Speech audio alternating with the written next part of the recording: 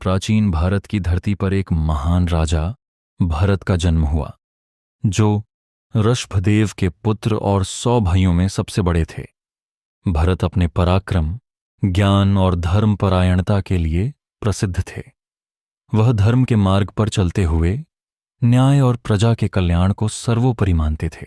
राजगद्दी पर बैठने के बाद राजा भरत ने अपने राज्य को संगठित किया। उनके शासनकाल में शांति, समृद्धि और सांस्कृतिक प्रगति का युग आया। उनकी प्रजा उनसे अत्यधिक प्रेम करती थी और उनकी न्यायप्रियता और करुणा की सराहना करती थी। उनकी महानता के कारण भारतवर्ष का नाम उन्हीं के नाम पर पड़ा। हालांकि भौतिक उपलब्धियों के बावजूद राजा भरत का मन आध्यात्मिक शांति और मोक्ष की खोज में लगा रहा।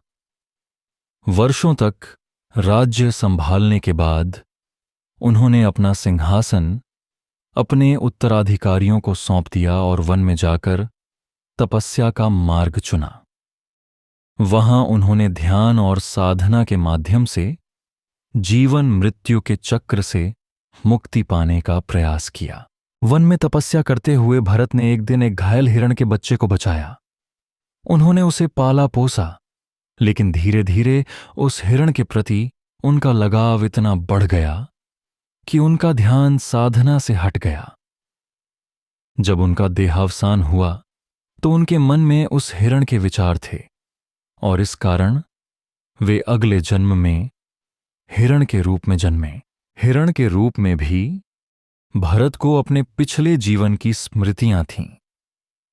उन्होंने साधुओं के आश्रम के पास रहकर शास्त्रों को सुना और जीवन को समझने का प्रयास किया। हिरण के जीवन के बाद उनका अगला जन्म मनुष्य के रूप में हुआ। इस जन्म में उन्हें जड़ भरत के नाम से जाना गया। जड़ भरत ने इस बार पूर्ण रूप से वैराग्य का जीवन अपनाया। उन्होंने सांसारिक मोह माया से बचने के लिए स्वयं को मूर्ख और साधारण दिखाया, लेकिन उनके भीतर ज्ञान और आध्यात्मिकता की गहराई छिपी हुई थी। एक दिन राजा रहुगण ने उन्हें जबरदस्ती पालकी उठाने के लिए बाध्य किया। जड़ भरत ने रास्ते में चींटियों को बचाने के लिए कदम संभाल कर रखे, जिससे पालकी डगमगाने लगी। क्रोधित होकर राजा रहुगण ने उन्हें फटकारा। इस पर जड़ भरत ने गहन आध्यात्मिक ज्ञान की बातें कहीं। राजा को उनकी महानता का एहसास हुआ और वह उनके शिष्य बन गए। अपने धैर्य और तपस्या के बल पर जड़ भरत ने अंततः मोक्ष प्राप्त किया। उनका जीवन त्याग, वैराग्य और सत्य की खोज का प्रतीक बन गया। राजा भरत का नाम और उनकी कथा आज भी भारतवर्ष को गौरवान्वित करती है।